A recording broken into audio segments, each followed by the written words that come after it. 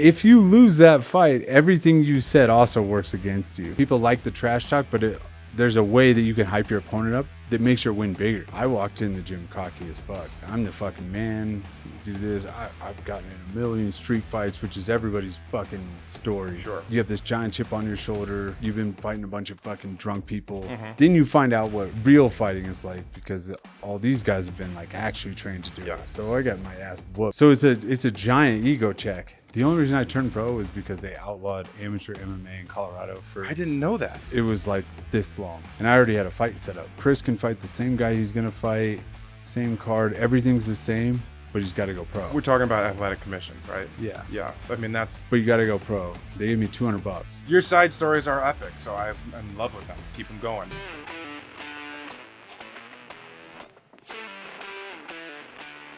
Welcome back to Rear Naked Truth Podcast. We are with Chris Camozzi.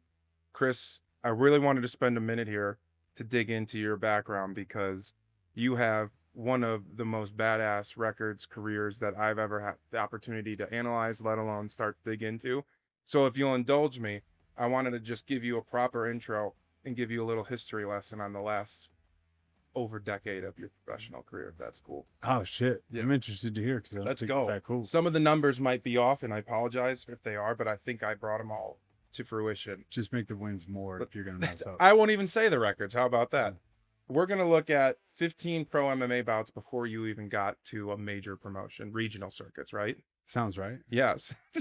I don't actually even know my full record right now. No, we'll get to that. I have it all here for you. We then made it to the UFC, which you had an initial 3-fight run in. That's where you were on tough for a little bit. But you had a bit of an injury, so you had to sit back on one, right? Yeah, I broke my jaw on the show. Couldn't continue. So I won the fight to get in the house. Couldn't continue. So then Dana came and sent me packing. As he does sometimes. Yeah. Which is kind of a dick move. Yeah, I mean, looking back, that makes complete sense because I couldn't fight anymore. So yeah. And I actually thank him for it because I wouldn't want to keep living in the house if I couldn't compete. 100%. I tell everybody now that the second best case scenario was what happened to me. Mm-hmm. Because winning the show is number one. I couldn't compete anymore, so they sent me home so I didn't have to live in the house any longer. Do the reality show. Yeah, cheers. Thank you for coming. I didn't have to do the reality show anymore. I went home. They brought me back on the finale. And I wasn't under the Ultimate Fighter contract. Yeah. So they actually signed me to a better contract than Court McGee, who won the show. That's fantastic. Season 11? Yeah. Yeah. And then you went on another 9-fight run in the UFC after that. I think we might have smashed a little bit of Glory in there. 5 fights in Glory as well. I don't think yet on that part. Not on, no. So I said that the dates might not, I'm not Dustin Jacoby, so my dates aren't absolutely perfect. Yeah. But you did go on another 9-fight run, which brought you to Dustin's first inaugural fight in the UFC, which I want to dig into in a minute. And after that, I believe you went over to Prize, won a belt over there for a couple of fights. Yeah, that was a local promotion. Yeah. Here in Denver, which is... I looked out, like it all lined up perfectly because they were paying... It was an oil company here in Denver. Okay. So I got paid like UFC money to fight local guys. Why not? Yeah, at first, like you leave the UFC and I was like, oh man, like one, that's your dream, everything. So that part sucked. But like the money wise, the, what's it called again? Prize FC. PFC or something like that. I've got the belt somewhere at home. I mean, the local ones don't really matter, but I mean, the money matters. Yeah. No, so it was a bunch of rich oil guys back when oil guys used to be flooded through Denver and they used to do private shows. So they offered me like a flat fee that was basically my UFC pay to fight local guys. And I'm like, listen, I'm available every month. Fuck yeah. Hit me up. And I don't think that that's a bad situation because, I mean, you know more than anybody what contracts look like coming out of tough. Maybe a little different coming out of Contender Series, but UFC, how long do you want to be a 10-10 guy? Yeah. Not very long. Yeah. And I think it was 8-8 when I was in. No shit. So it's grown $2,000, in the last well, I mean, 15 years or so. They adjust for inflation apparently in the UFC. Yeah. But that wasn't the end of the UFC conversation because you ended up going back for another 7-fight run in the UFC. Yeah. They can't get rid of me. They can't get fucking rid of you. And that's not even the end of it too, because then you went to PFL and you had, I believe, 3 fights there. Yeah, 3 with them. Yeah. And then, yeah, in between that, I think in between the UFC and PFL is when I went to Glory and did kickboxing. We met while you were in Glory. Did we meet then or when I fought Dustin? I was at Dustin's first fight when you subbed him, and I don't think you guys became tight until a little bit after that, which I want to dig into in a second. But yeah, I don't know if we met that night, but we definitely met a couple of times in the middle of the Glory run that you had too. Yeah, I'm sure. Like, I don't know, man. It's been a fun ride. It's so cool. Like the people that you meet along the way. Like when I tell people like Dustin and I fought each other, and then I also consider him like one of my like better friends. Yeah, it's crazy, but it's a funny sport, and the average person doesn't get it. They're like, oh, you fought each other. Like I think I broke my hand or my finger. I can't remember, something in there. His nose was broken. Shit like that. But then after we're cool, the fans always have like more attachment to it, I think, than the competitors. Yeah. I feel like that's such an interesting dynamic. And I'm going to spend time asking more questions about that specifically in a bit. But I don't think people realize that it's an individual sport insofar as you guys are in the ring or the cage by yourself, right? However, because it's so individualized, that doesn't negate the fact that it takes a lot of people to get you in there, right? It takes a lot of training partners, right? Beating your ass or you beating their ass to get there. So I feel like Dustin said something to me that was really important once. It resonated, and it was that he wants every guy that he ever fights to never lose another fight. And I didn't understand that at the time, but it's like, it's not necessarily a team sport. So your competitors are almost more important than your teammates in the gym to a degree. Yeah, I agree with Dustin, the way he looks at it. Because anybody that beat you, the further they go, that just like justifies your loss, right? Mm-hmm. And then you look at the other side, which I've never understood. I've never been one to like trash my opponents before fighting, because I don't understand when guys like go to press conferences and everything, and they will literally bash their opponent. He's terrible. He doesn't belong here with me. Everything. If you lose that fight, everything you said also works against you. Mm-hmm. I mean, you don't have to be best friends with your opponent, but I've never felt like you should trash them. Yeah. Even if you do think you're better. At the same time, you could almost hype your opponent up. He's good here. And, people like the trash talk, but there's a way that you can hype your opponent up that makes your win bigger. I think it was Cody was actually talking to me. Cody Brunage was saying, legend versus legacy. And I feel like there's a lot to be discussed around what you say and how you conduct yourself that, equates to legacy later on, right? So yeah, shit talking can promote the hell out of a fight, but after you're done fighting, right, then you're the guy, the human being, you're the man or the woman for that matter. And to have the respect of fans, which is, as you know more than anybody, almost impossible to get these days because of recency bias, what you say is almost as important as what you do in this sport. Totally. And there's some guys that have like rode that out and changed, like take Chael Sonnen. Mm-hmm. The bad man. Yeah, and like he's a good friend of mine. Like I still keep in touch with him today. And when I first started recognizing Chael, I didn't know him. And I was like, man, I can't fucking stand this guy. Everything he says. Yeah, while he was still active? Yeah, when he was active. Mm-hmm. And but then I met him when Dustin and I fought. Okay. And then he was fighting Anderson, or I forget. So that's in his prime, I think. Yeah. Yeah. So I used to go do camps with him. But like I met him in the sauna cutting weight for my fight with Dustin. Mm-hmm. Funny enough. Yeah. And I was like, oh, because back then I was buying into the pro wrestling thing. I was so new to the sport. Everything people said on TV, I thought that was them. Yeah. And then meeting him in person, and I was like, he's one of the like nicest guys ever. Smart as hell too, right? Yeah. And then he started bringing me to Oregon. Like he hit me up and was like, hey, do you want to be a training partner? I could use some left-handed sparring partners because I'm southpaw. Yeah. And going there, I was like, this is one of the nicest dudes I've ever met. Like his mom went to training every day. He remembers everybody's name. This dude has a insane memory. Like the first time I went, I would tell him about my life. Mm-hmm. and he remembered those people's names and this and that, like my family members' names. So then Shit that people might just miss or Yeah. listen to. So he started asking me questions like, "Hey, how's Brian doing?" And I'd be like, "Brian who?" He's like, "Your brother. You know, you told me about him." Mhm. I'm like, "You remember his name?" Like, Wow. it's crazy.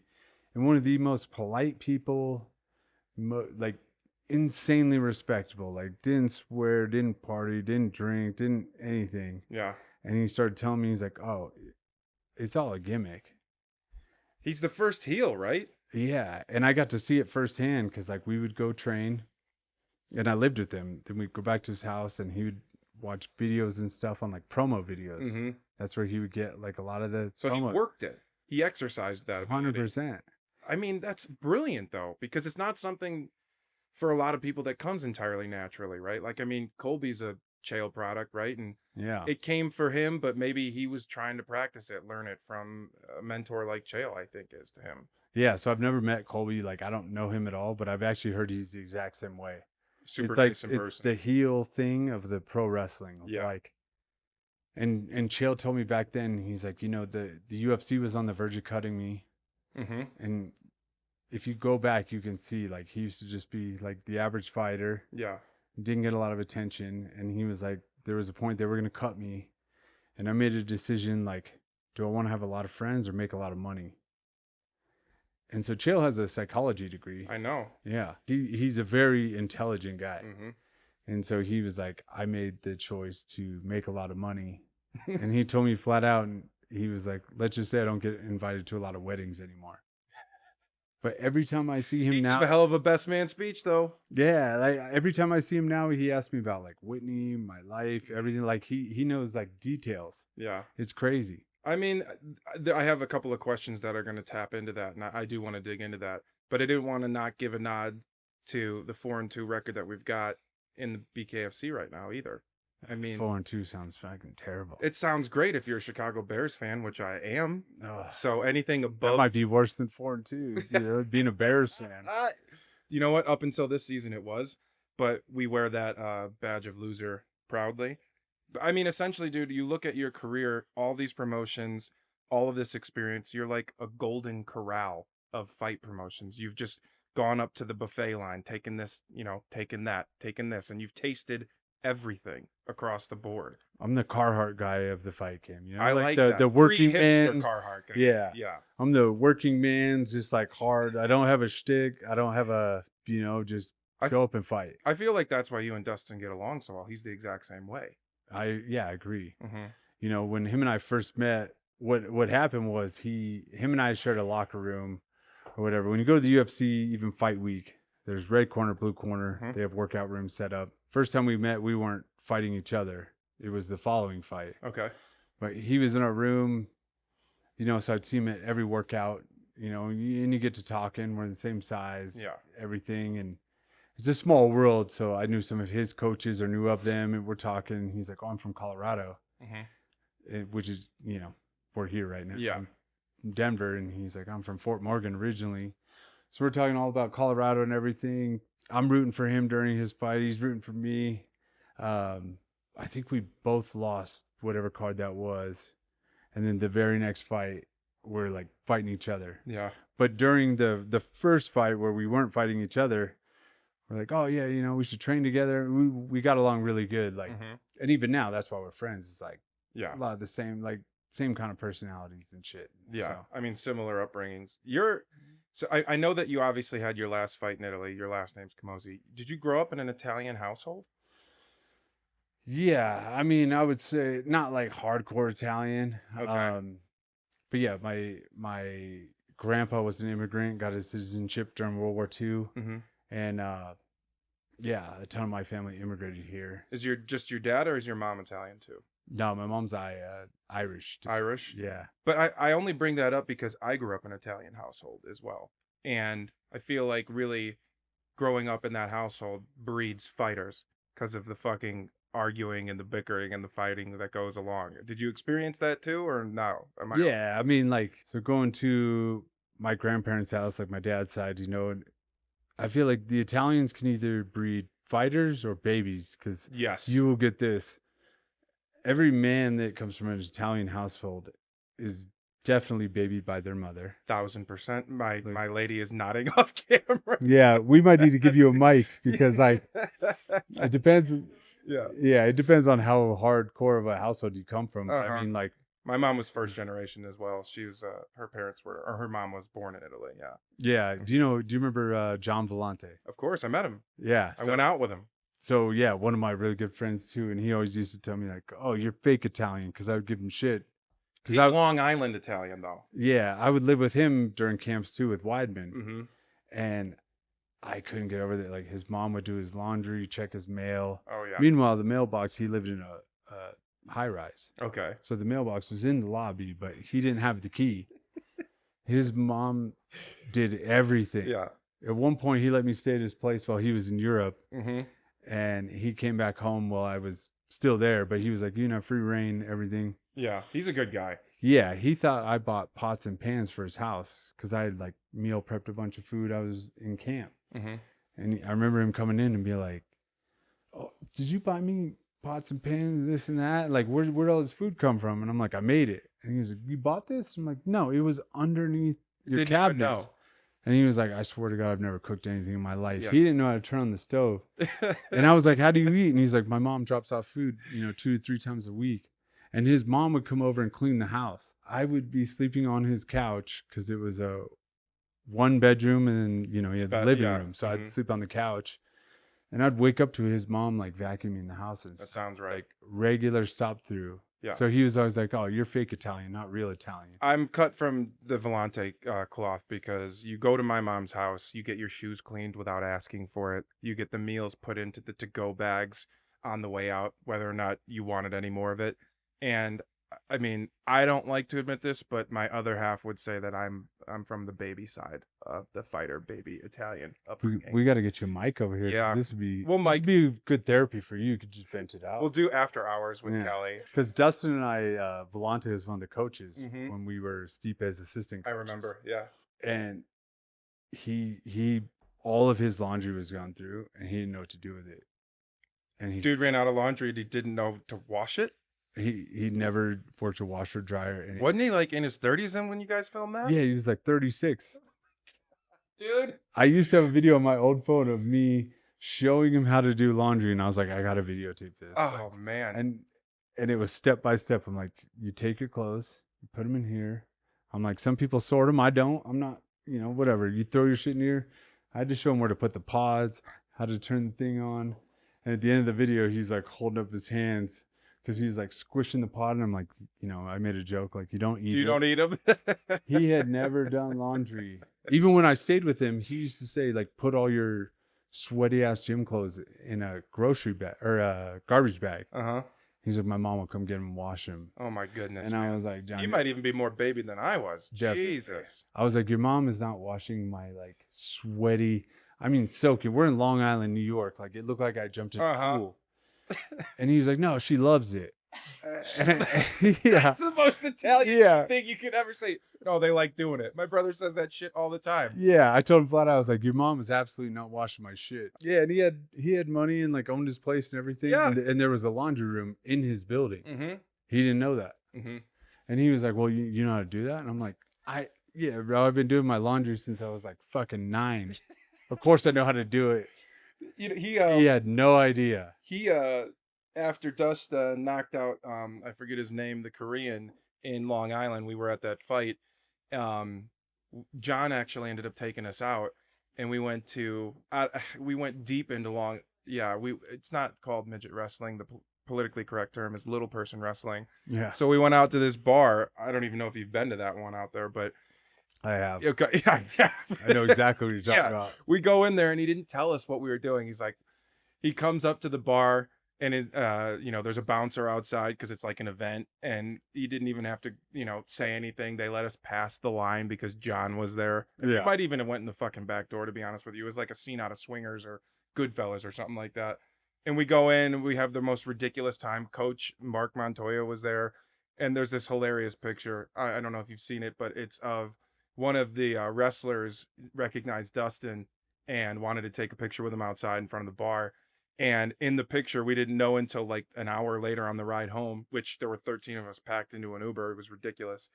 the the little person was holding onto Dustin's thumb. Just his thumb. He's just like sitting With his there, whole hand. like with his whole hand holding Dustin's thumb, like so like little brother to him. It was a ridiculous time. But John is a good guy, man. He showed me a good time in Long Island. So Oh, he's a great time all the time, man. Everybody knows that guy. he had a pretty good fight career too. But he did have a good career. Like he was in Strikeforce, UFC. I don't mean to make this making fun of him because he's one of my good friends. Mhm. But like he's just Give him a little shit. Come on, we're having a good time. he's the funniest character I've ever seen. I could do an entire podcast of stories living with that guy because I was like, this isn't real fucking life. I mean, I'm talking stop in the middle of the street in Long Island, get out with like traffic behind, and leave his car in the middle of the street so we could get food at a Chinese restaurant because he was dieting. So Fucking kidding me. So he would get like Szechuan beef and white rice because that was part of the diet. And he's like, That checks out. Beef and rice. Yeah. But I mean, like, Vellante was never known for his physique, by the way. people losing their mind behind because it would be a 1-lane road in his town, and he would just get out, put his Jeep in park, and be like, "Let's go in." We would order it, and there's an entire line of cars like parking, going around, being like, What? "Fuck you!" And he was like, "I make my own rules." I've never met anybody that just marched their own drum as much as that guy, and he's one of my favorite people because I was like, I respect it. I mean, I can't do that, but I respect it. Oh my God. This pod took such an interesting turn at the beginning because I was gonna have all these deep questions, and then you start telling me Vellante stories, and these are so much more interesting. Oh yeah, I mean, even Dustin will tell you like Stipe almost kicked him off the show when we were coaching because he was just fucking off too much. Well, because he wouldn't do anything. He was just there to be on the show, and he would be sleeping in the corner during practice. And at one point, the cameras are zooming in on him and everything. And Stipe was like, "John, get the fuck up or get the fuck out of here." You know, it was like a heated moment for a minute. That was Stipe DC too, right? Yeah. Yeah. Vellante like wakes up against the wall. Literally, the camera crew's standing over him, and he's just sleeping. And he's like, "I'm fucking working over here. Get off my back." Just like a normal. He's like, "What do you want from me? I'm over here working." Working hard. Yeah. That's hilarious. Did you like that experience coaching? I've heard interesting anecdotes about that Stipe DC2 tough season. What was your takeaway from that? No, I mean it was a ton of fun. Yeah. Our team ended up doing well. It was cool to see because I was a contestant on the show and then being a coach on the show. Yeah, a little behind the scenes shit. Yeah, I mean, I would say, looking back, like part of it is like how tight can the coaches keep it because the contestants are filmed constantly. Yeah, the coaches you're in and out of filming. And this was at like closer to season like almost 20, wasn't it, or something like that? Yeah, it was like 20, 25. Yeah, it was undefeated. A while after yours, the show changed after you were on it. I feel like. Yeah. But even then, like I've known other coaches and stuff. And they're like, "Oh, yeah, we partying all night, come back," and like. Was that your experience when you were a contestant too? Was the house still a crazy situation when you were on it? The house? Well, like if you remember in like the first 5, I feel as though the drama of the fighters living together was more intense than some of the fights, unfortunately. Was it like that when you were a contestant on it? Yeah, I mean, I was there for a short time because the jaw. Yeah, getting into the house, I broke my jaw. I won the fight, so I got on the show. That was when you had to win to get into the house. And so I was there for like a week or week and a half. Yeah. Before they found out my jaw was broken. But even that week and a half it felt like 6 fucking weeks. There's so much testosterone running through those houses, man. Yeah, and at first it starts cool because you're like, cool. It's like a bunch of people or a bunch of fighters that are like on the same mission as you, guys that you seem to get along with, yada, yada. But then there's no magazines, there's no TV, there's no books, there's no music, they don't script the show, which people always ask me, like, oh, is it scripted? It's not scripted, but you do psychological tests and all this stuff. And I don't know this for sure, but I'm convinced that they pick a certain amount of real fighters and then a certain amount for TV. And they know that it will be a train wreck at some point. Well, like producers would do on any reality show these days, right? Like they're not going to, I tried, quick side, Kelly and my son tried to get me onto like Squid Games challenge or something like that. Yeah. And when I went and tried to tell my story, it sounded like the most white guy vanilla shit that you could ever fucking imagine. It was the most lame story ever. So I didn't obviously get called to go on that. So what I'm saying is producers want to see natural drama unfold, and a psych test probably informs them of what's going to happen. You know what I mean? Yeah. So I'm convinced that they pick a certain amount that are, because there were some legitimate fighters that I knew from the scene. Like, oh, that guy's good. That guy's good. And then there's some other guys that you're like, I've never heard of that guy. He's had one fight or whatever. And of course, they're the biggest like shit stirs. It's a personality clash, and then you don't get any kind of entertainment. You don't have contact with the outside world or anything, but you have unlimited alcohol and all the other things. In the house? Oh, yeah. Alcohol? When I was on the show, it was sponsored by Miller Lite, but there was an entire bar. If anything was drank the next day, it was full again. Like, wow. It sounds like a fraternity house, really. yeah, but you can't talk to anybody outside. There's no girls. There's nothing else. So, like, little things start to add up. You know, it's kind of like prison and shit. Like, well, they were trying to weed out naturally who was serious about this and who wasn't, maybe. Yeah, and when I was on, when you were out of the competition, you still stayed in the house. Interesting. The early seasons, they would send them to they call it like the loser house. So you would leave the show, you would be off camera, but you had to stay there. You didn't get to go home. Yeah, because I spent most of my life in the loser house. Yeah, just FYI. same. Yeah. Because I've had a few buddies on the earlier seasons, and they're like, no, like you didn't get to go back home. You just chilled in this house, but you weren't on camera anymore. Yeah. And they were like, we just played video games and shit all day and like fucked off. Then they started leaving the guys that lost in there, because those guys, the ones that would lose, would start drinking a bunch and didn't care. And they're like, oh, I'm out. Now guys want to like they know that you can lose on the Contender Series are tough, and you can still make it into the UFC. I mean, if you either going back to a regional circuit, or maybe you gave a show. Yeah. In the fight, even if you lost. Yeah, because even when we coached, whatever season that was, undefeated, I think 25, 26. There's so many now, but I would tell those guys, like, if they lose the fight, I'm like, just keep training, like, stay ready, because people get hurt all the time, right? And so that's the pool that they draw off. If somebody can't fight, they pick somebody else.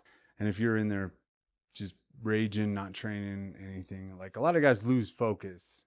And it's tough to keep focus in that scenario. When you're not connected to the outside world too, right? Yeah. Yeah. And a lot of them have kids, wives, everything. So then that weighs in, because you don't get to talk to them. There's an emergency line. If something happens to your kid or whatnot, they can call the producers and they'll get you. But outside of that, you don't get to talk to anybody. I like this BTS stuff behind Tough. But going along that same time frame, maybe a little bit earlier, 06, when you kind of had your first pro fight, I believe? Probably 05, 06, yeah. Look, we've kind of detailed from a broad strokes perspective what you've gone through, what you've experienced, the amount of promotions you've fought for. If you, could you say to the Chris back then, this would happen? And do you think he would have known, like, is my mind ready for this? Is my body ready for this? Could you have convinced yourself then how much you would have accomplished and experienced now? That might be one of the best questions I've ever been asked on the podcast. Fantastic. Actually, I appreciate that. Of course. And I'm not even just like hyping you up. You can hype me up too. I would say yes and no, kind of, because at the time I started training, so like rewind it to growing up, like I used to get in fights all the time. That was obviously going to be a question of mine. School, everything. Like I was always getting into. You were a fighter. Yeah. I always felt like it was for a good reason, like I never beat up anybody or got in fights with people that said every murderer ever. It's yeah, fine. Exactly. They usually deserved it. I mean, I'm kidding. There was a point I think I was like a senior in high school, something like that. At one point, like all the groups of people, like, because at first I had like no friends, I switched middle school. I switched like counties, so I didn't know anybody going to high school. And that's just the way I was brought up. Like you be nice and polite to people. Unless they fuck with you, then fuck them. Sure. So I had like a giant mix of friends, and I still keep in touch with like a decent amount of them. And at least like my perspective, I was always pretty nice to everybody. And there was a point, like a fast forward, like my senior year or something, there was a kid. I mean, I couldn't tell you his name, but I had gained a reputation for fighting a lot of people. And at one point, this kid's mom called me. But I remember like sitting there and I think I was like smoking weed or something. Sure. Stupid, but Yeah, as natural. it was a kid's mom. Uh-huh. Offered me $1,000 to beat up You're fucking lying. some guy that was bullying her kid. And I didn't know the kid either. But I was like, You're not bullshitting me. no, I mean, I'm dead serious. Like I can still remember getting this call because I was like just as shocked. I'm like, how the fuck did you get my number? Oh my You know? God. And to beat this kid up that was like bullying her kid, and like bullying is getting like worse and worse. I hate that, dude. I don't accept that ever. So I always used to, even back then, I would consider myself like the bully's bully, right? So I have an older sister. She's 2 years older than me. Mm-hmm. And when I was younger, I would get in fights with like the varsity football players and stuff. Like For mouthing off to your sister. No, just for them being dickheads or what I thought was a yeah. dickhead. But she was like, you're ruining fucking school for me. Oh, okay. Yeah, she would Okay. get upset because like everybody wanted to like come at me.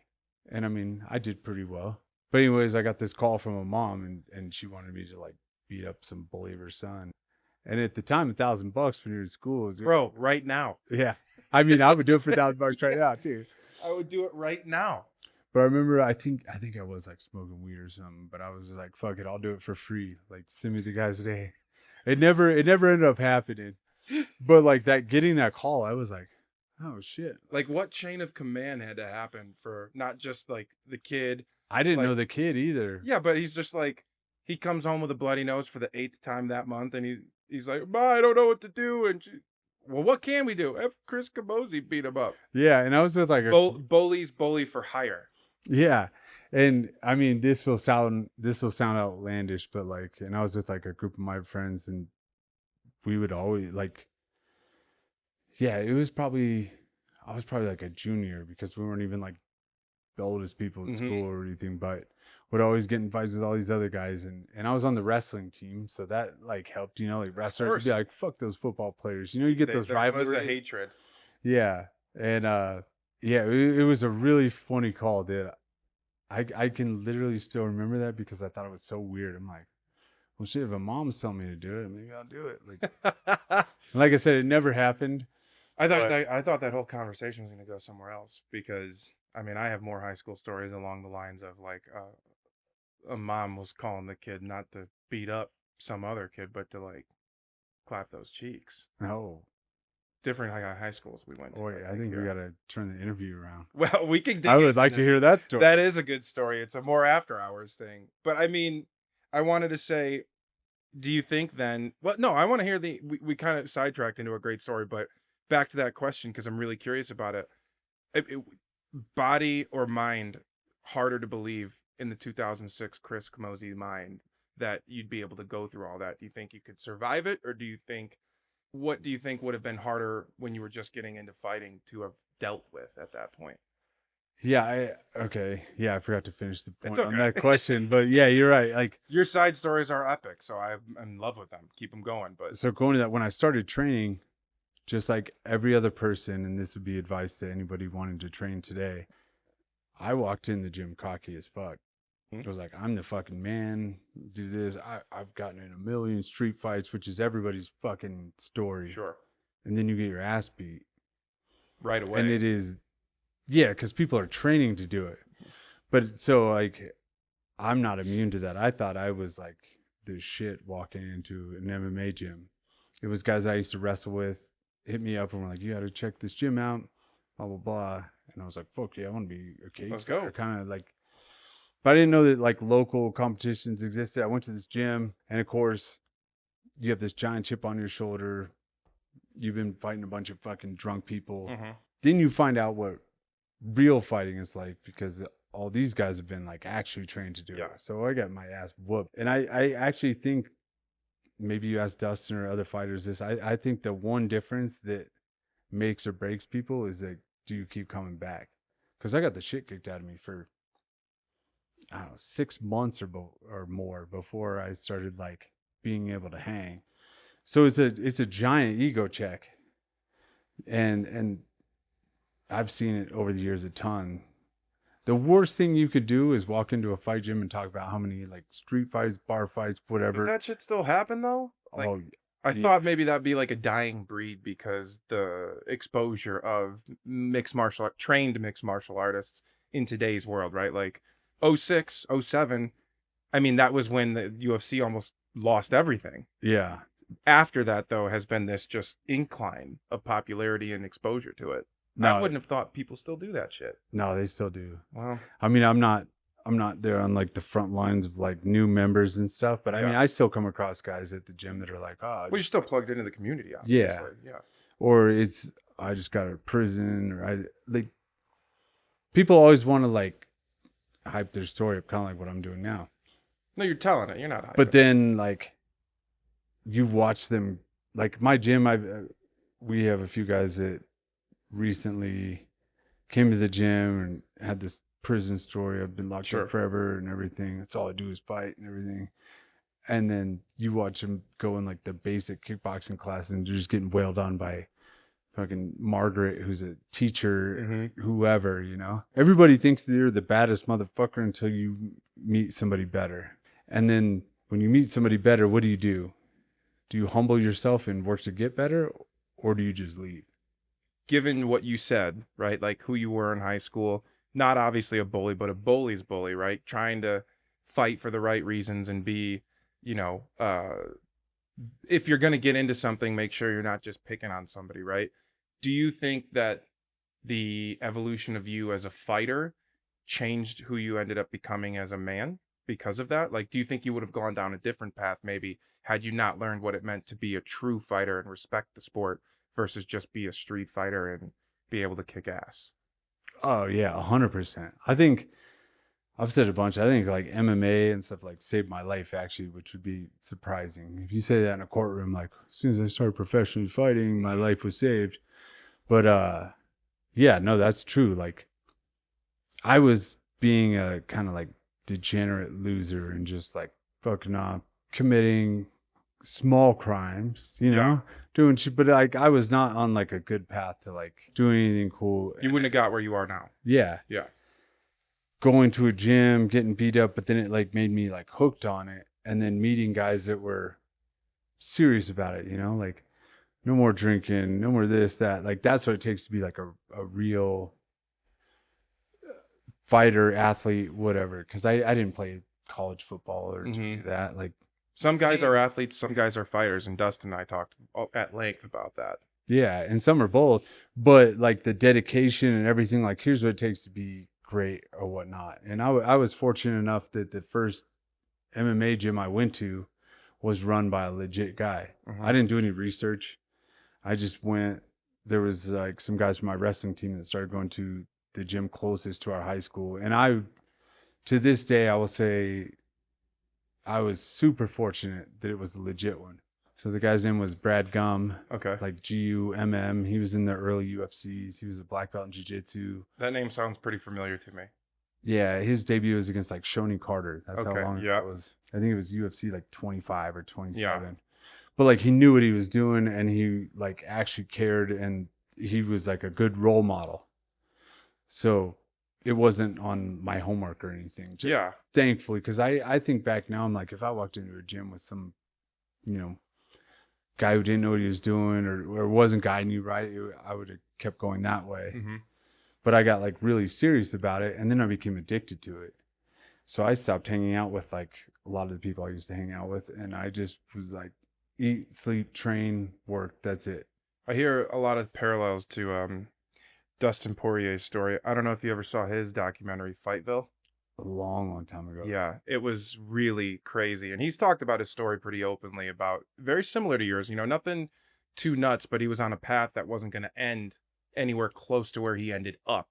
And I don't mean to be all, you know, mo or mush about it, but when I'm reading in between the lines, it kind of feels to me like in some capacity, the need to be inspired a little bit, right? Like, cause you had a drive, you had a fire, but being inspired by a guy like Gumm or whomever else was in the gym at the time who was really showing you the ropes, that kind of directed the energy to a more positive, light, so to speak. Oh yeah, 100%. Because like, I don't know about now, but I always thought like, so I didn't do very well in high school. I didn't really get into any colleges I wanted to go to. I went to one for a semester. But I feel like back then it was like, go to college, get a good job. Otherwise, you're a fucking loser. Well, it's still that way. Yeah. Actually, yeah, I wouldn't say that. I mean, well, no, it's not. But I'm just trying to make I know a you're joke. saying, yeah, you're saying the joke. Yeah. I'm saying people listen, fuck that. I kind of think fuck college unless you want to be an engineer, lawyer, Kind of. whatever, like something We that need trades. requires a degree. Yeah. But so I kind of like accepted in my head, I was like, I'm on the path to being like a loser, you know? I went to college for one semester, wasn't for me, left, started partying and just working shitty jobs that I hated. Yeah. And I thought that that was going to be my life. That like, just accept that. That's what it is, you know? Because my dad wasn't in my life. My mom worked 2 jobs, days and nights, barely slept. And I was just like, yeah, this is what we're built for. This is our family. And there was no, I mean, there was never an outline or a blueprint for how it worked, but MMA kind of changed my literal entire life. Like I got to start making money. And then from that, I started like branching off into other businesses. But then when you surround yourself with motivated people, it doesn't matter if you have a degree or anything. You meet, I mean, I've been fortunate enough through my career. I've been in the room with billionaires, like with a B, millionaires, The more people that you meet, if you're a sponge, just like you are in the gym, hear what they have to say. Like, you don't have to have a fucking degree to be great anymore. And I think times have changed. But for me, I thought that point of like leaving college, I was like, I'll just accept it. Like, I'm going to do shit I hate, 9 to 5, make a check, spend the check, never do anything. And that's why I love the sport so much. I'm like fucking super grateful because I should never be where I'm at now. And I'm doing well, I make my own schedule, do my own thing. And I've learned like financial literacy. I didn't know any of that.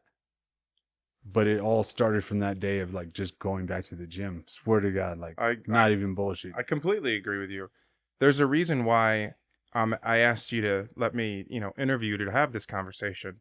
Dude, I've been unemployed a gang of times and I've had a pretty successful career on and off. I see it, it's kind of coming off as a joke, but to be honest, I'd prefer it to be a little bit more serious. Like, one of the big motivators for doing this pod is just because I don't think I've ever met more motivated people than fighters. You guys do so much in the beginning for so little. It can be big in the case of you, in the case of some of our mutual friends, in the case of a million people that I could name. But surrounding myself by people like you guys and getting to pick your brain for an hour and a half about the journey is changed a lot within me. So to hear you say that, I think is one of the most raw, truthful things I've ever heard. Oh, thank you. And I can even relate that to what I'm doing now, right? So I'm a commercial real estate broker. Everybody hears real estate, they think I sell houses. I think I made a joke when we were texting. Yeah, you're like, if I move to Denver, I'll hit you up. I'm like, I think I said, all right, cool. I don't sell houses. I don't even know how to buy or sell a house because they're so different. Yeah. But like, I do commercial buildings and like, it's a lot like fighting. Yeah. So you met Brandon, who I work for. He owns the brokerage that I work for. And it's a long story of how we met, but I basically met him along the way through like mutual friends and doing shit. And I was like, hey, I'm interested in what you do. Like, how hard is it to get into? And he's like, well, it's not that hard. And it's not. You get your real estate license, and it's funny because you get the same license that residential people. There's no path for commercial real estate. Yeah, so you get the same license as people that sell houses. And again, I said that I don't even know how to buy or sell a house. But he told me, he was like, you get your license, I'll teach you everything. And I was like, deal. So I did that, which is like, I think athletes are go-getters. Because he didn't really hear from me for a bit. And then I was like, oh yeah, I'm signed up. I'm halfway through the course, everything. And he was like, perfect. And once I got near the end, he was like, once you get your license, forget everything you learned. He was like, none of that will apply because the entire test, everything is all based on houses. So I get my license, start training with him. And he was like, you know, how are you doing financially? Here's the deal. Like, you probably won't make money like the first year. So I don't know what to tell you, but figure something out. I'm still fighting. I have endorsements, everything. And I was like, no, I'm good. I got time. I can do everything on my own time. Learning. But some of the barrier to entry is like meeting people, calling people, doing all this. Say most of it. Yeah. And I used to be like a little bit intimidated by that, oddly enough. And you fight for a living. Yeah. And so one day I was thinking about it and I was like, how hard is it to like cold call somebody? Like, I've gotten my ass beat in front of millions of people on TV. Somebody hanging up on me or being rude to me won't be the worst thing that happened. Yeah. As soon as I started relaying it to that, and like a lot of clients and stuff like the fight story, you know, it's just kind of interesting what you do. But I think if going forward, if I own any more companies or anything, ex-athletes would be one of my main hires because they're driven. Fighters especially aren't used to making a check until after the job's done. And I think fighters are probably some of the hardest workers because you work when you don't get paid to go to the gym. NFL players. You pay to go to the gym to a degree. Yeah. I mean, I still pay to go to the gym. Yeah. Some athletes get really bougie and stuff. Fighters literally, there's a few. It's blue collar sports, blue collar athletics. To this day, I would say there's a few guys in the UFC that have made lifelong money that never have to work. But not many. I bet two handfuls. I was gonna say I bet two hands. Yeah. And so those guys are used to like working when nobody pays attention because you train through camp, you do all these things. Even when you don't have a fight, you're training for 9 months or whatever, just trying to get better. And you don't get paid for any of those. You get paid for the one night, the payoff. So I think that there's some of the like hardest workers. I agree with you. And I think there's a very obvious couple of parallels between what you were talking about when you walked, you know, back into that same gym, the first gym with Gum, or talking to Brandon about wanting to get into commercial real estate, right? Like there's this need to be inspired and then this desire to exceed or rather excel at that field. So I'm buying what you're saying 1,000%. Yeah. And I mean, you know, you can have fun with it. You know, if people are rude to you, there's things you could sign them up for that they get gifts every month or whatever. Do you think that everything that you've gone through over the last we're talking almost 20 years now in the sport, do you think that that's impacted those people around you positively or negatively? Family, friends? I mean, I hope so. I think it would be like arrogant for me to be like, oh yeah, I changed these people or not. But all the people that I've met through the fight community are basically like my friends now. So it's kind of funny, like my friend group are some of the baddest motherfuckers ever. That it's a weird thing to say, isn't it? Yeah. It's it is thing to hear. But like some of the most humble, like genuine people too. That's what I dig into because I've never met more humble people than fighters ever. Yeah. I mean, I have clients that tell me that now, like, oh, I'd never guessed you were a fighter. You know, like you seem so nice and everything. And I'm like, well, it's easy to be nice and like humble when you get fucking beat up every day. You're not hitting home runs and everybody's like, you're the superstar. And like, I want my own locker room. Fuck you. Yeah. Like you start getting like big headed. Fighters, like it doesn't matter if you're the current UFC world champion, somebody in the gym beats you up. Has to, right? They have to. Yeah. Or at least gives you hell. You're losing rounds somewhere. Otherwise, you're not training with the right people. But there's guys that you've never heard of, you never will hear of, that it's a weird sport because there's like hobbyists. Like when I used to go to Long Island and train with Weidman, there were guys that would fuck me up. That were like Wall Street brokers. Really? But they were black belts for like 15 years. And like him and I would leave jiu-jitsu and he'd be like, how'd you do? Because like I would do some rounds with him, with other people. I'm like, I got fucking destroyed by that like 60-year-old guy over there. And it was literally, and I was in the UFC at the time. And it was like, oh yeah, that guy's been a black belt for like 19 years or whatever, that came up under Henzo. But you would never know. He showed up in a suit and is like a Wall Street guy. it's a crazy sport because NFL guys don't have that. They're not like, oh, random Joe over here hit me so fucking hard, even though I'm, Von Miller or whatever. The JV to varsity I'm obviously making a metaphor, but yeah, college, or high school to college, and college to NFL, right? If to stick with the football metaphor, the discrepancy is so vast. Yeah, you're not going to get a guy. This isn't the fucking Mark Wahlberg Philly Eagles movie where you get a guy off the street who can come and compete to any level like you're talking about, except in a sport like fighting. Yeah, you don't get to be like, I played Pee Wee football, I still feel good, and like the Broncos will let you come be on the practice squad. I break my neck. But but in MMA and stuff like that, like you get the people that pay to go there that are hobbyists training with world champions and pros, and Dustin will tell you, every fighter you ever have on this podcast will tell you there's somebody in the gym that beats everybody's ass that you've never heard of and will never, like, I don't know. There's guys I've met in the oil industry that were like killers. Like I've seen them beat world champions regularly. Dude, and they just like being the training partner. That doesn't surprise me. Do you watch the show Landman at all? Yeah. Yeah. That's the most cutthroat industry in the world, I feel like. So to hear a guy who was, an oil tycoon or an oil landman for that matter, like to beat ass, checks out. Yeah. They're so ruthless. And I said the oil industry because we used to have a bunch of them. When oil was big in Denver before the companies moved out, we would get the roughnecks and stuff that would be here for a month, then gone. You wouldn't see them for a while, but they would come in and they were like savages, the roughest dudes ever. And you're really? Like, oh, fuck, this guy's going to try to like rip my head off. So which gym are you training at the moment currently? I'm at Genesis Training Academy. Yeah. Or in Arvada. Yeah. Is it a bit more of a boxing focus for you, considering you're in bare knuckle at the moment? It has been, yeah. Yeah. But they've got, it's a great gym. So they have MMA, Muay Thai, boxing. Yeah. So there's like a whole pro boxing team there. So once I switched to BKFC, I would go and like train with the pro boxers, which is also really fucking humbling because I can imagine. You leave the UFC or whatever and you think you're like, I've been fighting forever. And I meet some like Mexican boxers that are 20 years old that have 200 fights and then they beat your ass.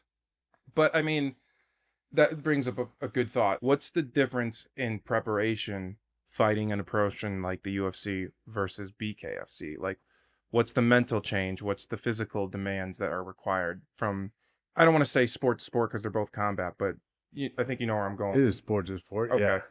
Yeah, because like, so boxing and MMA are completely different. Is it mental or is it more physical, would you say? So a competitor, like, start with the mental. Mental, I think a competitor is a competitor. So that's always... Whatever sport you play, Mm-hmm. If you're an addict of that sport and you want to be the best, which most high-level athletes are, like, zoned in, that can translate. The physical, so, like, MMA is extremely physically demanding. Boxing is too, but I think MMA, out of everything I've done in my life, every sport, and I feel like I've played most of them, like soccer, baseball, football, rugby, wrestling, all of them. Wrestling's comparable. Wrestling is still one of the hardest things I've ever done. Physically. Yeah. Yeah. And mentally, because like every fighter says that. Wrestling will break people. Even in MMA or anything, the one thing, that's why most jiu-jitsu gyms or a lot of like just straight jiu-jitsu gyms, they're like, let's start on the knees or I'll start on my back, you start on top. They skip the wrestling part. Wrestling to this day, and I'm not a good wrestler, is the most exhausting part of it. And it fucking sucks because there's no light wrestling. You can kind of like drill back and forth, but it's not light like other things. Yeah. I can spar boxing lighter than I can just drill wrestling. The genesis of the question kind of came from the standpoint of maybe a little bit of a casual perspective where it's I like how you worked in Genesis there. You like that? Thanks for calling that out. But I'm because the damage taken in a 2-minute round fight in a BKFC championship bout versus a 5-minute round in a non-championship bout in MMA, I won't say it's more substantial, but it's more impactful given the time discrepancy, right? So I guess that's kind of where the question came from. Like, you see people leave with more busted orbitals, broken jaws, missing teeth, in a bare knuckle fight. I feel attacked right now. No. This is just But I guess I was kind of curious from that standpoint, like, were the nerves higher going into your first bare knuckle bout versus your first pro MMA bout? I barely remember my first pro MMA First bout, UFC bout. but I would say similar. Okay. You know, and it's funny because like BKFC or bare knuckle is like pretty new, right? Or Sure. newer. And So- new as a promotion, but been going on since before MMA. Probably. Yeah. And I mean, I've had guys ranked in the UFC even as of today. Like I don't want to name them so that they don't feel bad, but Problem. ask me like, what's that? What is that like? That's fucking crazy. And like the answer for me at least is like, I never went into an MMA fight thinking, thank God they had that 4-ounce glove on. To me, I was like, don't get hit. Still getting This hit in shit's the gonna face. fucking hurt. Yeah. You know, like flat out. And I would also say like adrenaline is a hell of a drug. Everybody says that. So there's like, I'll equate this to what people who haven't fought, you know, well, they haven't had this either, but you see it, you watch the Discovery Channel Shark Week, which I fucking love. Shout out to Shark Week. But everybody that's been like attacked by a shark were like, I felt pressure, but I didn't feel anything. And then blood was everywhere, yada, yada. Adrenaline takes over, right? So it like kind of like shuts off your nerves, which is what I think happens. I think most of the time when you fight, you're kind of in shock, because if you ask anybody, especially newer to the fight game, your first fight, it's kind of a funny thing. Most people's first fight, they don't hear their corner, they don't hear the crowd, they don't hear anything. I think you're in shock. The whole time. Would be my guess. Okay. That's an interesting description of it. Because they like don't have all the recollections, even, And it hasn't slowed down like for you. win or lose. Like you're kind of like, oh, I don't even remember that happening. And everybody I've coached their first fight, I'm like, I try to do everything I can. And I also tell them, I'm like, listen, you're probably not going to hear me. You're not going to understand anything. Like my first fight, I remember seeing my coach's mouth and I was just like nodding. And I actually do think that you're kind of in shock. But even now, like in the UFC fights, like I think it looks worse than it is when you're in there. It's hard to take that at face value because you've been punched more times than the average human will ever even throw one in their life. Yeah. And I don't say that to turn down what you're saying, but I'm trying to show you the flip side to it. No, yeah, I get it. And like I can say I don't know that I've ever been punched or hit to where I was like, oh my God, that fucking hurt, where you're dwelling on it, because Where you want to throw the flag in or whatever, the towel. So. yeah, the part of fighting too, because it's moving so fast, right? Like if you're thinking about the last punch that hit you, you're getting hit with like 3 more. Like everything moves so quick, so you're always moving, your brain is always moving forward, like survive. So you don't really feel it. Now afterwards, it's awful. I mean, there's UFC fights with kicking, everything, or MMA fights where as soon as the decision is read, you're like, oh my God, I can't fucking walk out of here all of a sudden. But you were just wrestling, scrambling, doing all this stuff. Cause like once it gets to a decision or it's ended, like the adrenaline wears off and then everything hurts. I mean, I've won fights without getting hit, and then I was like, man, my elbow hurts, this, that. Like you start feeling everything, but during, like, you don't feel anything. And I think bare knuckles the same way. Like I was actually surprised. The first punch I took in my first BKFC fight was literally the same. And I told Dustin that too. I'm like, I mean, it feels the fucking same. You're still trying not to get punched. Yeah. My entire goal is to not get hit, but when I do, it's like, but again, like, so like my hand's been killing me since October. I think I've finally decided on my own, because I'm an amateur doctor, that maybe it's fractured. You're a Google doctor. Like everything's in place, I can move it and everything, but it hasn't gotten better. It still hurts. It clicks a little. So I think like I might have a fracture in there, but during it didn't hurt at all. When I got to the locker room, that was when I was like, oh, my hands hurt, this. I think adrenaline is just a thing. And if you're trying to win, you block that out and you just get the job done. I just didn't know that it lasted that long. I thought, because you hear the commentators, and some of them are fighters, right? And some of them are legendary fighters. Some of them are not. They say the adrenaline dump. So I guess from the aspect of a spectator, I thought that was something that would die off within the middle of a fight versus hold you over through 15 or 25 minutes. Yeah, I mean, that's a good point because you hear them talk about adrenaline dump. Sometimes I think They always say that. they say that relating to cardio, right? Okay. Which is another thing that could happen. Like you're close to finishing a guy. You know, you're beating him up, the bell rings, or you think you won. So I think guys shut down. They're like, it's over. And then it's not over, and it's hard for them to restart. Mm-hmm. But I think that as far as adrenaline goes to like your pain compliance, I don't know. I literally feel like it's like the best explanation would be like you take a painkiller before, wears off right after. And I've told my family that because I've kickboxed, MMA, bare knuckle. I always say, I'm like, it looks worse than it is.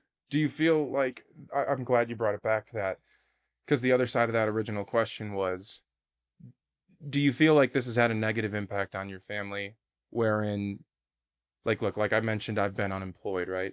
It's difficult for my family to see me go through hard times, and they've been dog shit bad. What about losing?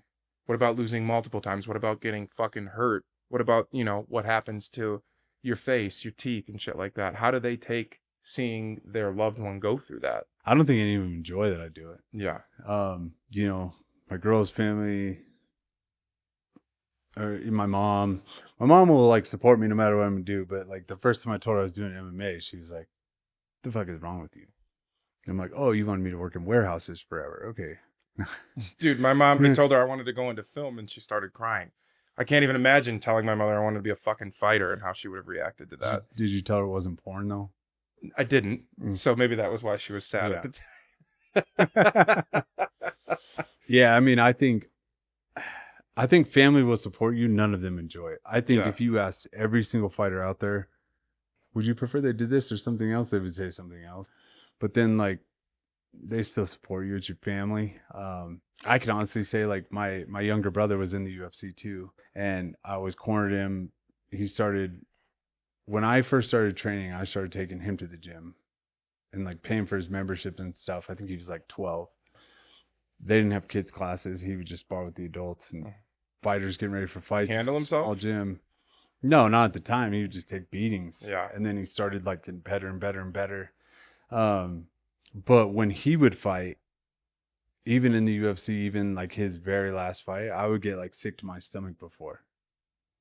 Because you have no control, right? It's easier for me to fight than it is.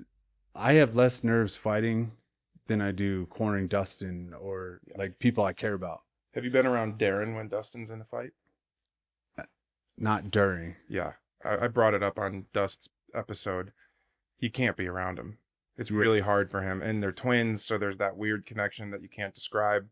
It's a hard thing to see when someone you care about that much is going through, especially considering Darren has fought and knows what it's about. Yeah. Like my fiance did one of the, or two of them, the influencer. I had that on here. Boxing league. Yeah.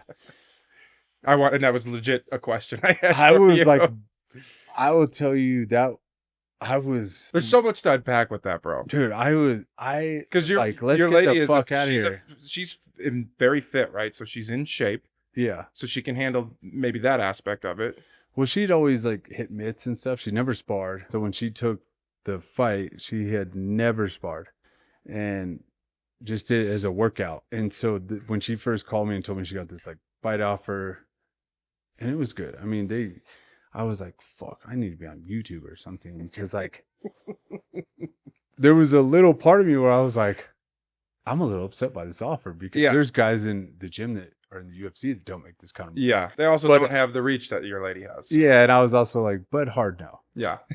And she was like, well, I think I want to do it. And I was like, no. I said no for a bit. I can't believe you ever said yes. But then like she explained it to me. She's like, I just need something new to challenge me, this and that. It's other influencers.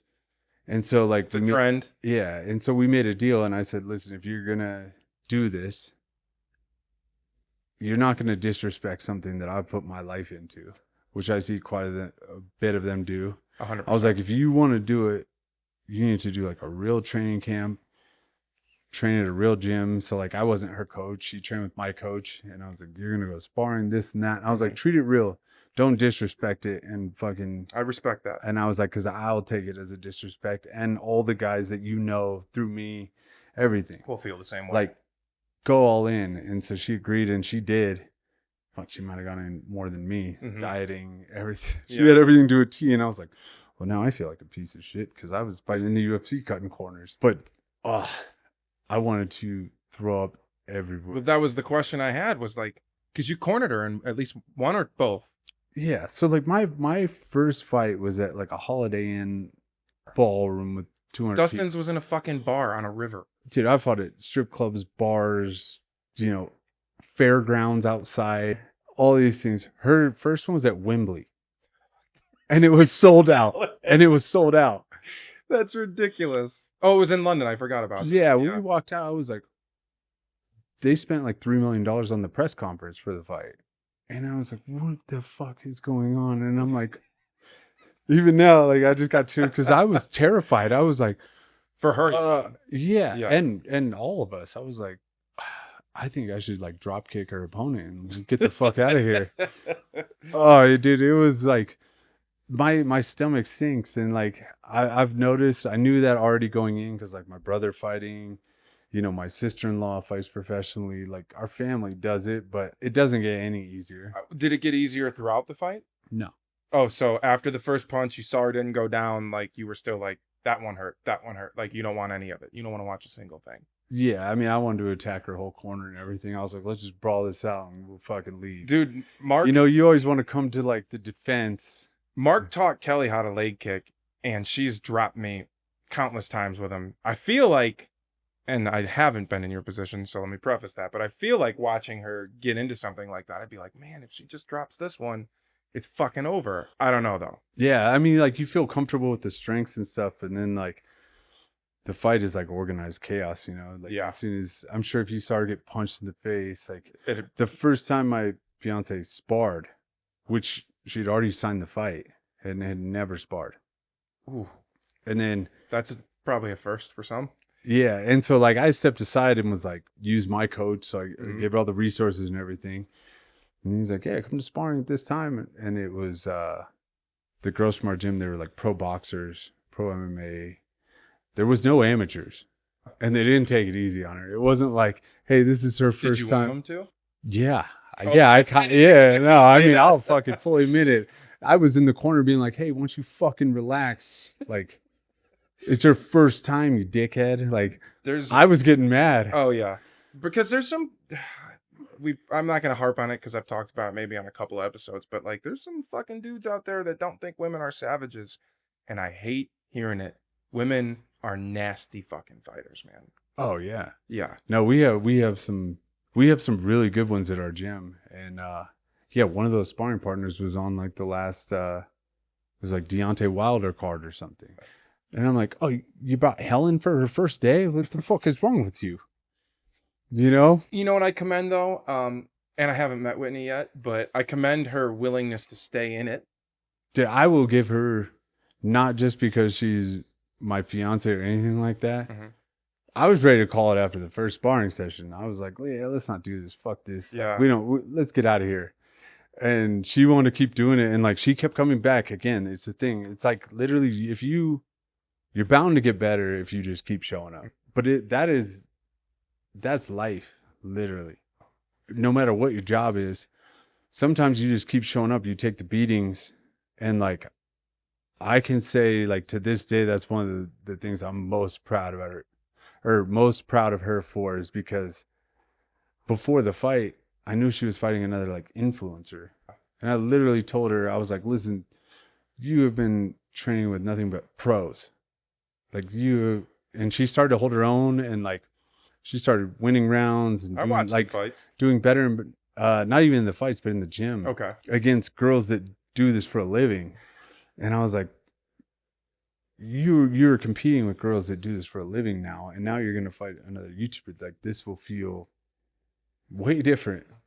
And I was super proud of her for that. And because after the first time, again, and like, she just got better and better and started learning. And like, again, I mean, I said already, but like, sometimes it just keeps showing up. That's all I did. I wasn't like a natural talent. I'm not fucking fast. I'm not explosive. I'm not jacked. I don't have any of like the attributes that you should to be. Is that something you can teach? Can you really teach work ethic?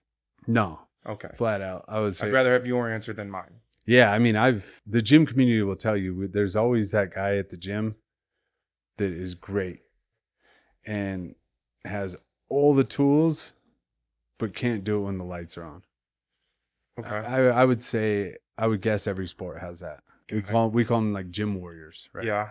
Or the gym champion. There's guys that, going back to what I was saying earlier, like beat up world champions. Maybe they have another job. Maybe they can't put it together. Fight night, like the pressure gets to them. I wish I had the background to be able to like really connect on that. I was never that competitive as an athlete. But I'm curious, was there ever a point in your career where you felt like there was those moments where it truly slowed down? Because you hear some of these elite fighters talk about these experiences when they're in the middle of a bout and they can hear somebody, kind of contrary to what you said earlier when you saw your coach's mouth moving but you couldn't really make it out, where you could hear somebody out in the crowd or you could see the punch coming in slow motion. Did that ever happen for you? Yeah. I think the spot on, like the more experience you get, I mean, I'm not a scientist, so I'd love to hear the like scientific explanation for this, but I can be in I don't care, it could be a football stadium, but I can hear like the voices I recognize, like my coaches and stuff. Really? Like Dustin, all those guys will tell you for some reason the sound is like muffled, but you can hear the voices that you recognize. And I think that comes with more experience. The more comfortable you get in there, you can tune everything out. And like, yeah, I don't remember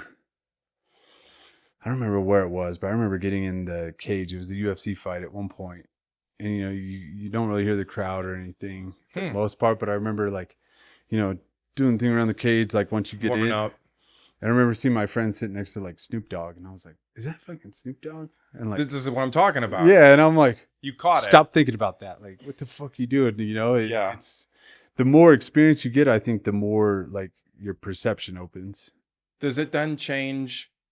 And I think about this in my own profession, like outside of the podcast shit, but like at what point, or is there a point where you're non-reactive and proactive? Is that a thing that comes into play where you're consciously moving ahead I'm going to feint this way, I'm going to throw that to land this? Like, that becomes a thing, or is that you're always reactive in a fight?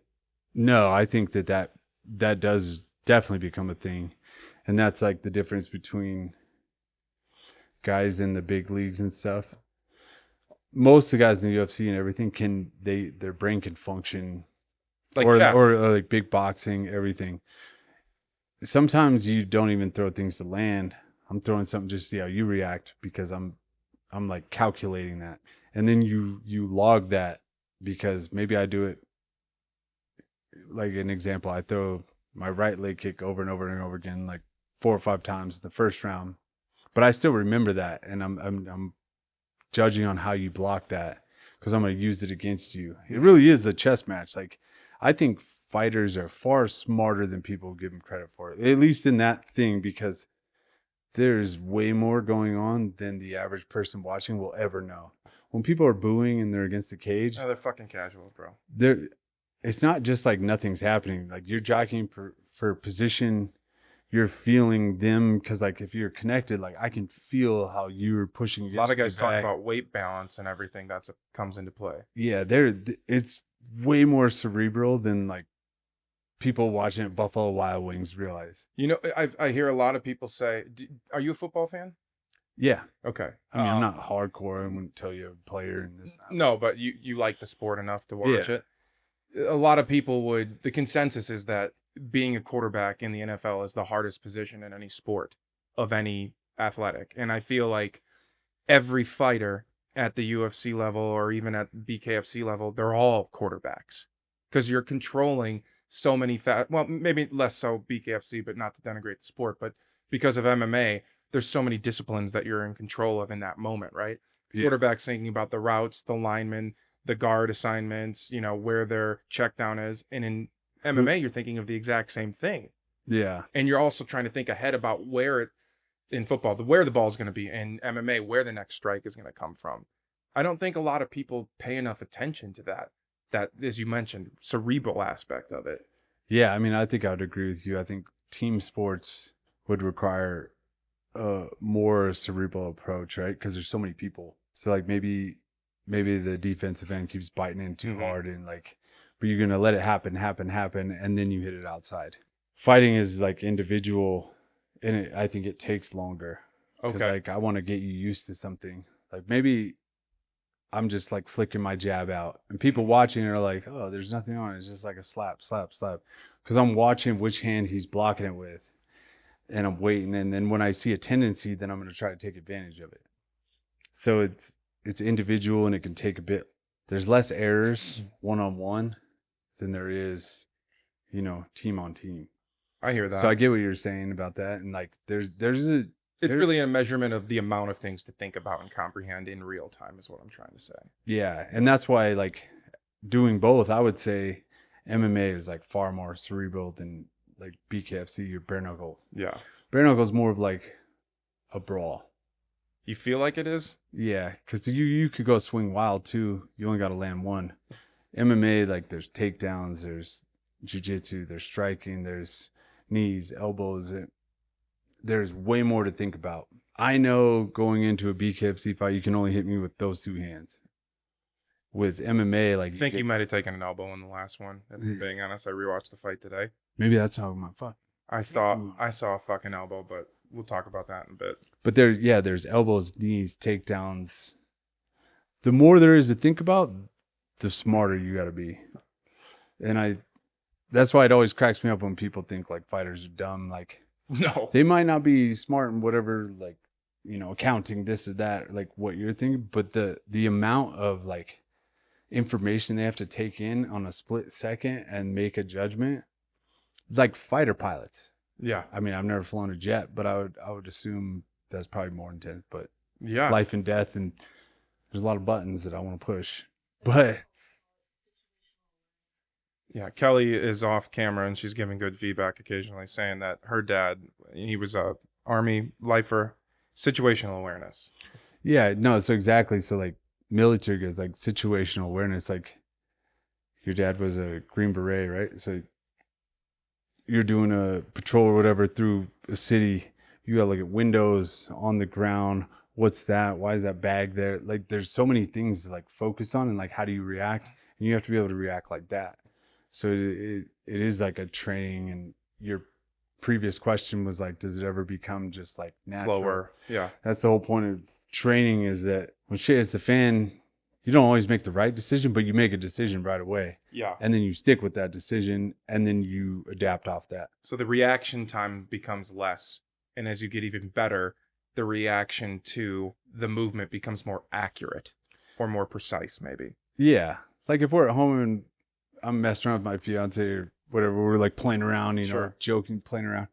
And she kind of like does this, like my hand, like automatically, it's from training over and over and over again. Like I'm going to block that, yeah.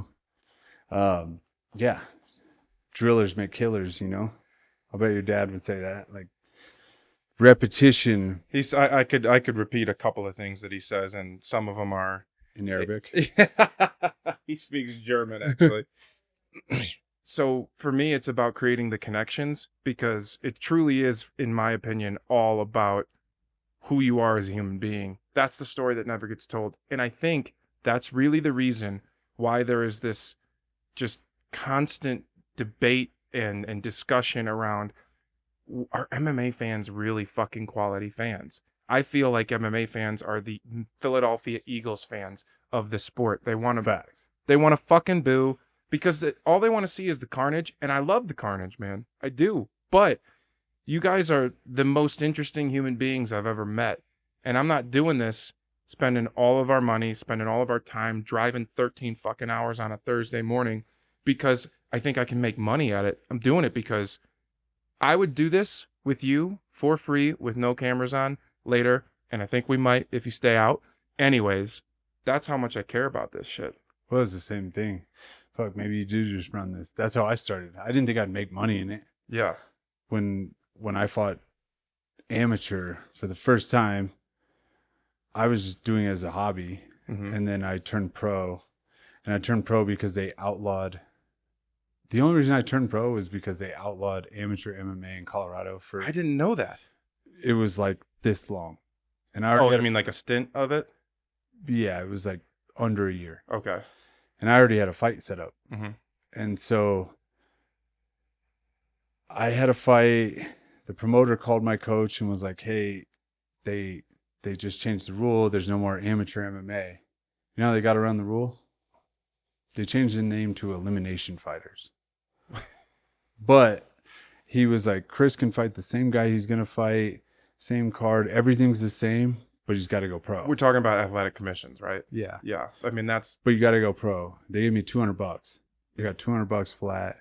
And I was like, my coach asked me, and I was like, wait, I get money for this? I was going to do it for free anyway. I'm fucking in. And that $200 I was pumped about.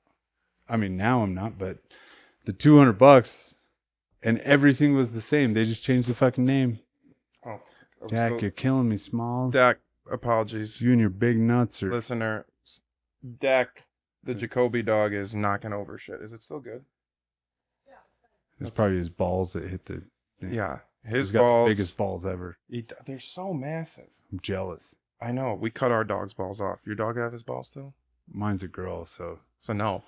Well, I'm not allowed to say that. I mean, she could have balls if she wants. She can have... Look at how appropriate you are. You're so current. I live in Denver.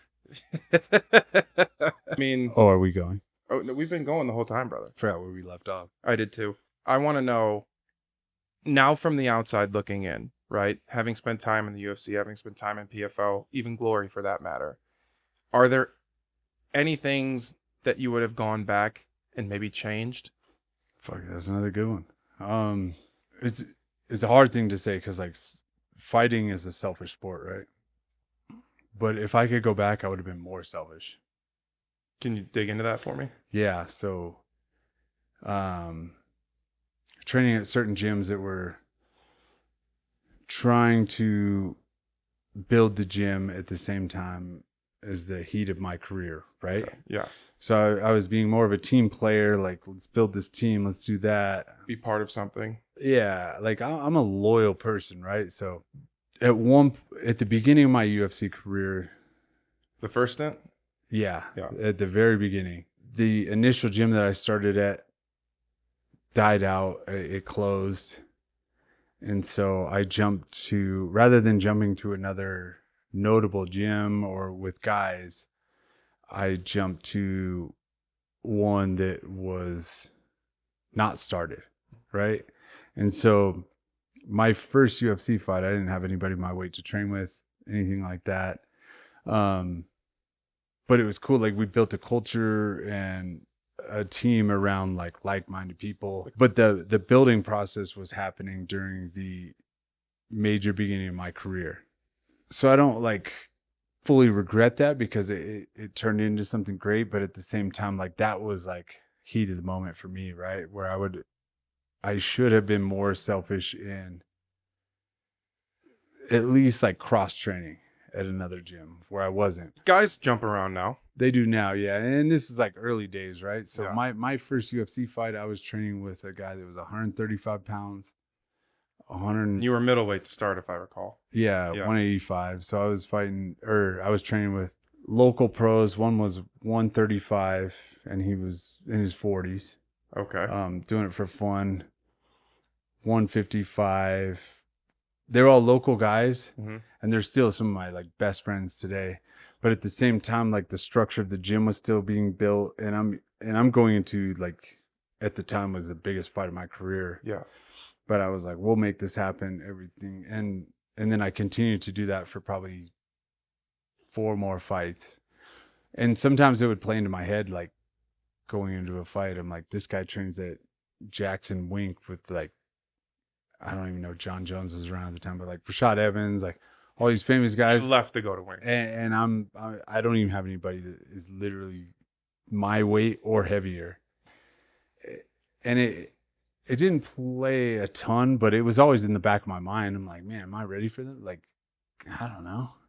We were trying to just figure it out. It's kind of like the garage club building when I'm literally in the UFC. So being selfish insofar as being like, what is the best move professionally for me versus what is the best move for the community I've embedded myself within? Yeah. And I think I could have done both, right? I think I could have like trained a bit with these guys, but like gone and done my sparring at other gyms, you know? Yeah.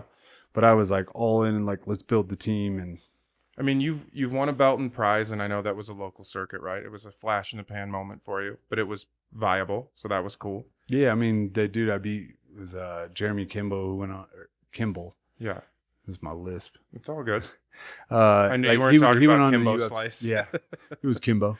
No, he went on to the UFC and like got some bonuses and everything. And I wiped the floor with him. Yeah. And then you arrived, obviously, now at Cruiserweight champ. Sans the October fight, which we can talk about, but I don't even know if you want to divulge into it again. But what I'm saying is, do you think having made a couple of these more selfish, and I think from a positive light, selfish decisions in your career, do you think other things could have happened as far as success, obviously? I mean, hindsight is always 2020. Yeah, it's always easier to like look back and be like, well, if I would have done that, like it probably would have changed this. Like, who knows?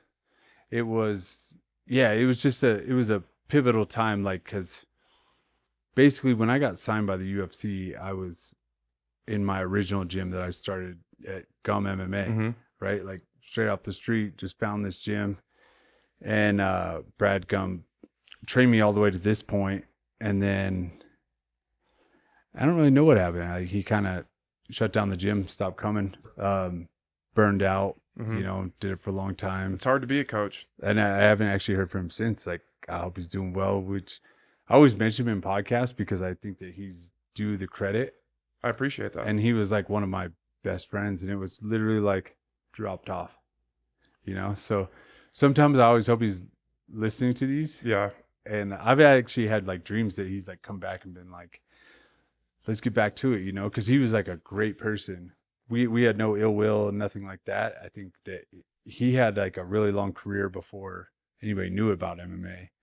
And so I think that he had some issues, and he was fighting when there was no weight classes, and he was probably 155 pounds. So I hope he didn't end up with like head trauma or anything. But that's where like Brandon Royval came. That's where there was a lot of like good guys that came out of like this 1,500 square feet gym. It was tiny. It was like gladiator school. We didn't have weight classes or whatever. If it was your turn to be in, you went in with whoever was there. That's hardcore. And it like built tough motherfuckers.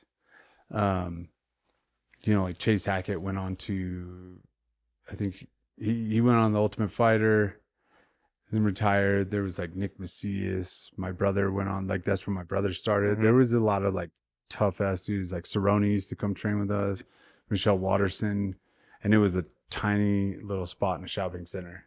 No shit. Yeah. Yeah. And then that just kind of like cut off and ended. So part of me wishes like right there was right after I came back from The Ultimate Fighter, going on to the finale, which they called me for, where I could have helped build this gym here, but also been getting what I need by like cross training, and I didn't. When you look back at everything, do you think that you would be this version of yourself today if you'd gone back and made those more selfish decisions? Do you think you'd be the man? Because I know that success can change who you are as the fighter, but having gone through what you went through, do you still turn out to be the same Chris Camozzi that's sitting across from me right now? Damn. I went a little. That's another great question. I mean, that's the thing, is like you could look back on life and be like, I should have done this, this, and this. But if you did this, this, and this, would you end up like right now? My life is great. Like I'm happy as fuck. I do well. Everything I did along the way, I think put me to where I am and gave me the experiences I needed. But when I think about my career, I tell you, I would go back and be more selfish and everything. So I don't know where that would have ended me. Maybe I would have gone to, we call them like mega gyms, those. AK. Yeah, AKA Yeah. American Top Team or whatever, maybe I would have blown out my ACL and never had a career. Yeah. Training with super high level guys.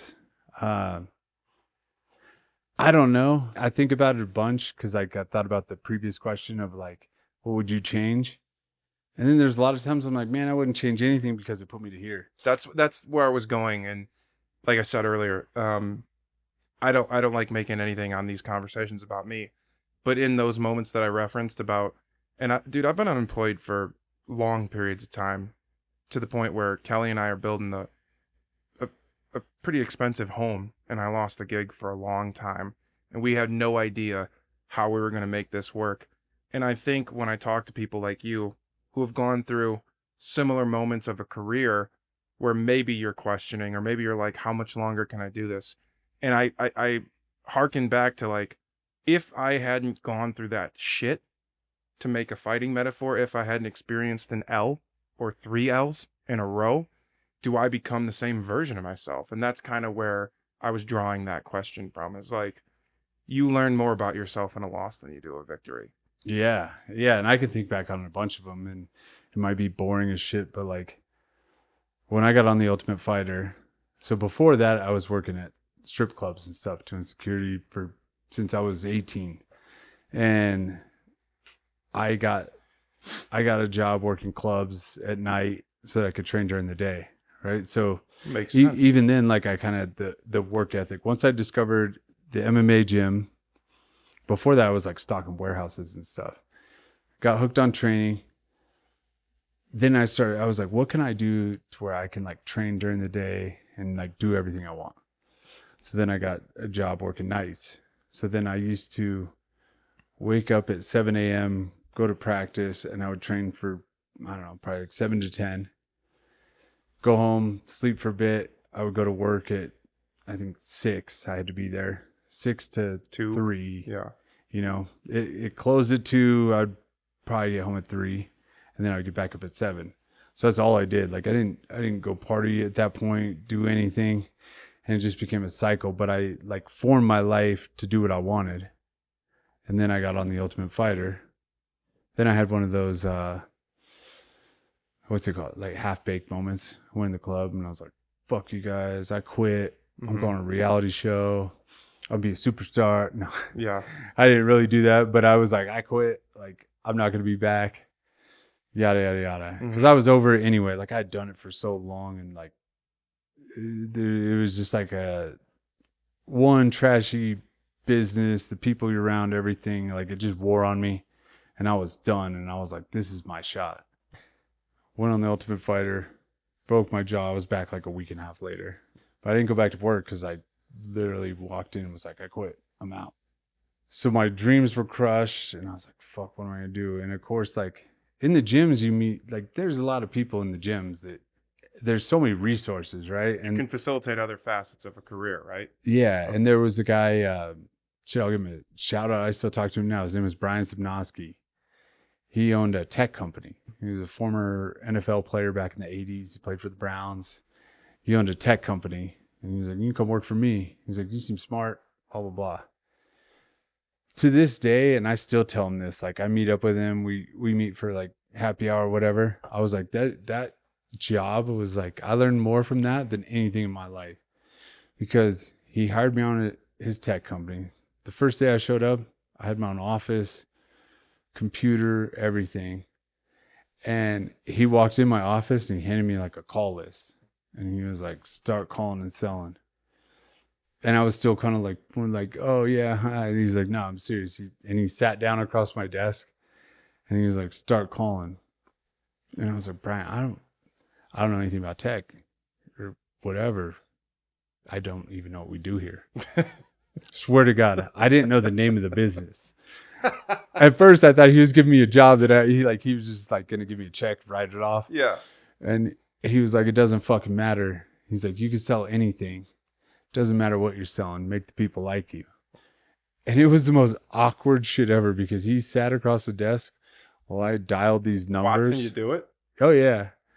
And if I would stutter or anything, he'd hit the hang up button. Wow. It was like Boiler Room. I was going to ask earlier if you've seen that movie. Yeah.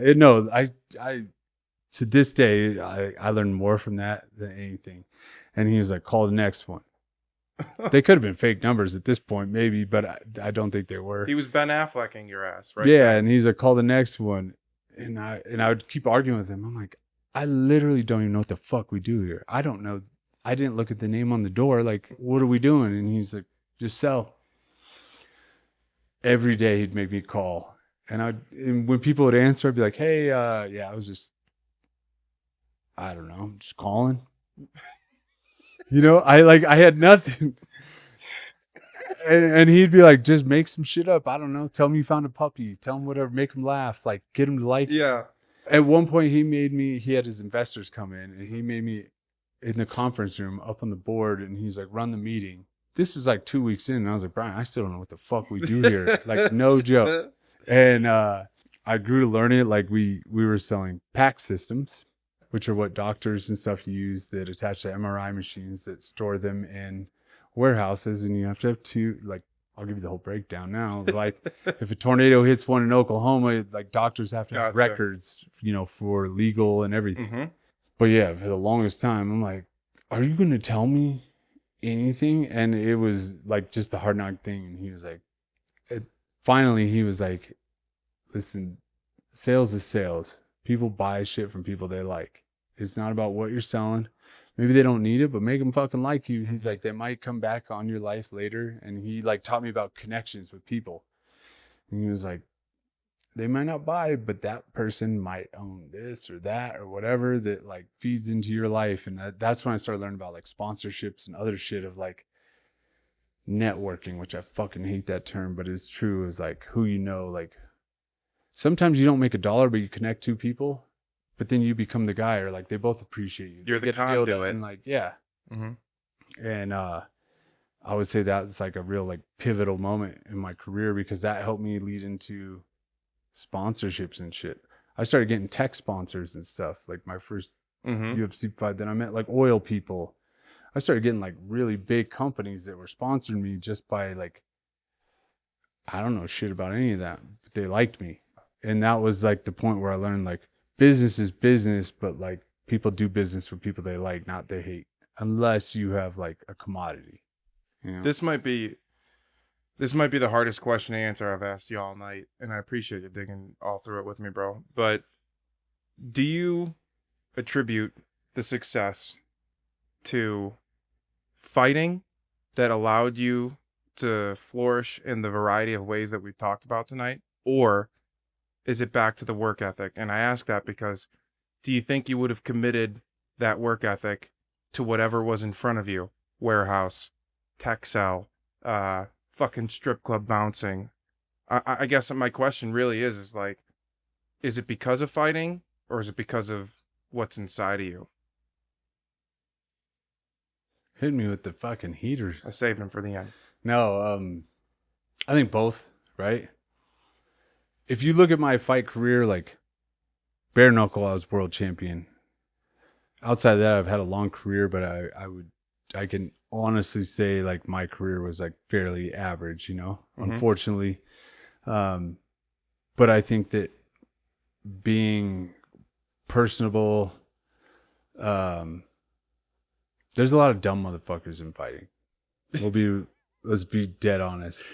But there's also a lot of like really smart guys, and like I'm not talking degrees or anything, but like just be a sponge and everything in life, and you know, and not there. I've met so many guys because I've been on the other side for like sponsorships and stuff. I was a brand manager for company. We did sponsorships, and some guys just like, yeah, send me the check and I'll do whatever. But like if you could be a good person or put in some effort, make the owner like you, or figure out who needs to like you, you can keep that a long time and keep making money. Like that makes money. I won't say who he's an active fighter, but at one point, a company I worked for wanted to sponsor him. They wanted me to go meet him, and he's highly ranked. And he was high as shit when he opened the door, went to his house, and he's like, I don't really want to do anything, but you know, like, if you guys want to make stuff, I'll post on my page. And he was playing video games while we were fucking talking to him. Yeah, and we were up in like a monthly salary. I'm like, this was only a couple of years ago, and I knew the guy, and I'm like, you couldn't have like, I don't not had your bong on the table and stopped your video game to like talk to the people that are offering you like, it wasn't a small salary. It was good. Yeah. Yeah. Even like now, it was good. And he was just like, it's not really my thing. I don't really like it. And I mean, that's fine, but don't take the fucking meeting. First off, just say you're not interested. I was with the owner of this company, and when we walked out, he was like, are all fighters like that? I don't know, man. There's guys like, you know, you've been in advertising and stuff, like what they look for. You don't have to be like an actor or whatever. You can do certain things for a company that help promote them, but you got to put some effort in too. Some won't. My whole correlation to that was about how fighting could have positively impacted you as a businessman moving outside of the fighting career. It sounds like it has. Yeah, brother, I appreciate the conversation. We touched on like 38 different things, and some of it was fighting related, some of it wasn't, but that's what I'm most interested in. I really appreciate the time, Bo. Oh, thanks for having me. This is fun. Yeah, this is I can talk all day. We're going to do part 2. We're going to do a little part 2. Tune in to the aftermath episode. I think one Dustin Jacoby's maybe going to come and have a couple conversations with us too. Yeah, it'll be on his OnlyFans. Always. It would be on your OnlyFans, yeah? Is that still active? It could be if we put this on. Perfect.